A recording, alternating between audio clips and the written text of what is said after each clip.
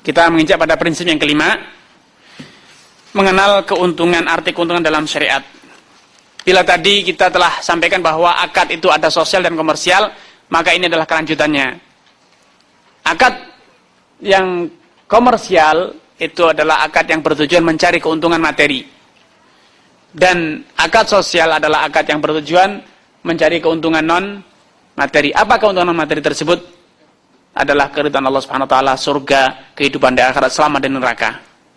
Karenanya sebagai seorang muslim hendaknya kita mulai melapangkan sudut pandang kita.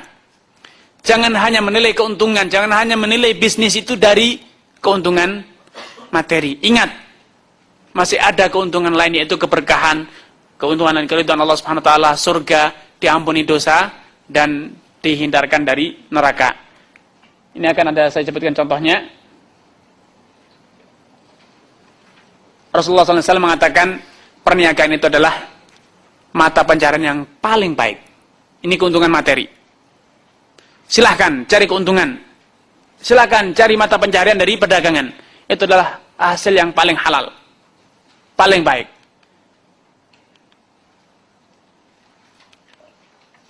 Namun jangan lupa ada keuntungan non materi yang juga harus Anda dapatkan. Apakah itu?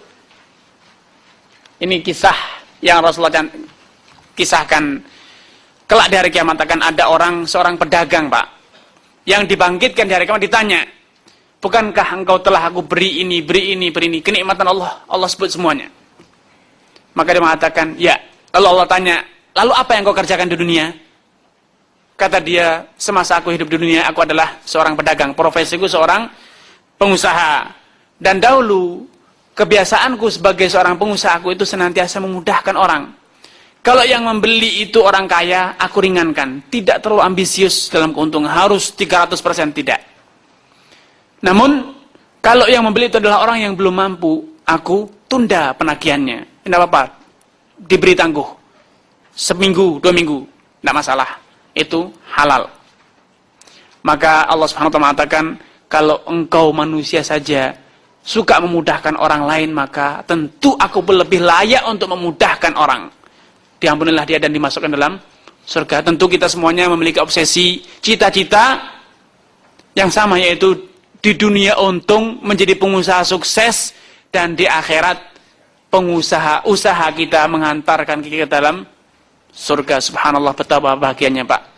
Di dunia bisnis lancar, untung besar, dan di akhirat subhanallah ternyata yang mengantarkan kita ke surga adalah perdagangan kita.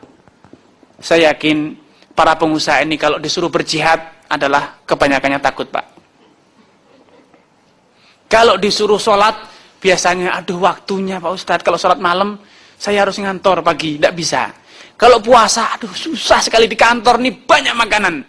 Di tempat usaha, apalagi kalau yang kerjanya harus mondar-mandir ke sana kemari, capek Pak Ustadz kalau puasa.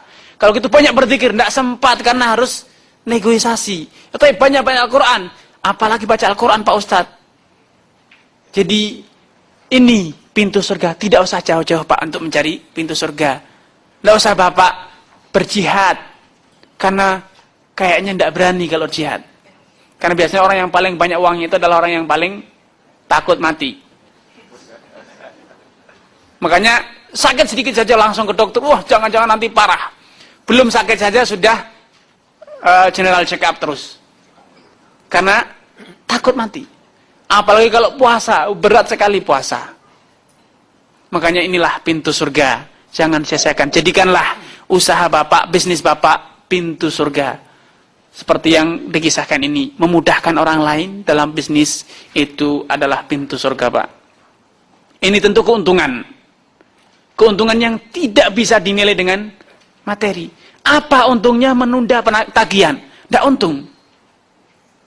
Karena kalau hitung-hitungan materi, harusnya kalau sudah bisa ditagih, kita bisa beli lagi. Tapi gara-gara ditunda, kita tidak bisa beli lagi. Malah stagnan keuntungan kita. Tapi ingat, Allah Subhanahu wa taala tidak akan menanyakan. Allah berikan, Allah janji kepada kita akan diberikan kemudahan di surga, di akhirat. Subhanallah, nikmat sekali. Namun pertanyaan yang besar ini yang membuat kita resah, Pak. Kita mimpi untung dunia, akhirat masuk surga. Tapi benarkah kita yang berhak mendapatkan itu, untung di dunia dan di surga? Rasulullah SAW telah memberikan kaidahnya, Pak, pedomannya. Al-kharaju bil-dhaman.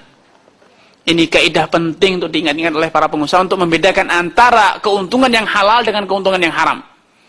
Keuntungan itu adalah imbalan bagi Anda yang telah berspekulasi, siap menanggung kerugian usaha kalau terjadi.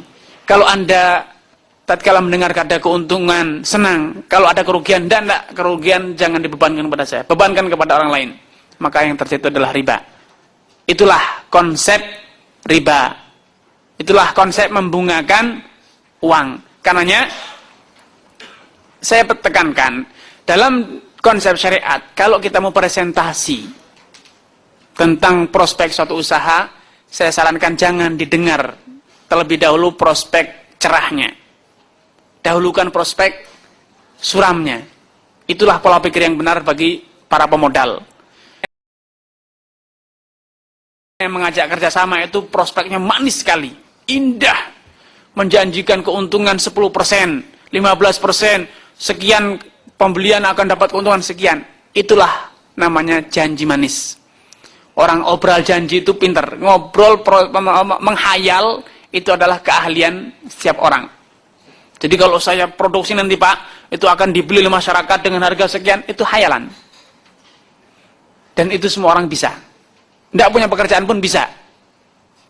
Karenanya dalam konsep syariat, kalau kita ingin sesuai dengan syariat, jangan dimulai dari impian. Dimulai dari duka. Kalau rugi siapa yang nanggung, Mas? Kalau buntung, kalau tidak laku siapa yang rugi? Kalau terjadi kecelakaan, musibah, bagaimana konsekuensinya? Kalau jawabannya, ya pemodal yang menanggung, berarti itu namanya benar-benar investasi, benar-benar jual beli. Namun kalau enggak, Bapak jangan khawatir, Bapak punya modal, saya yang akan nanggung kerugian. Itu namanya riba, ini namanya hutang piutang.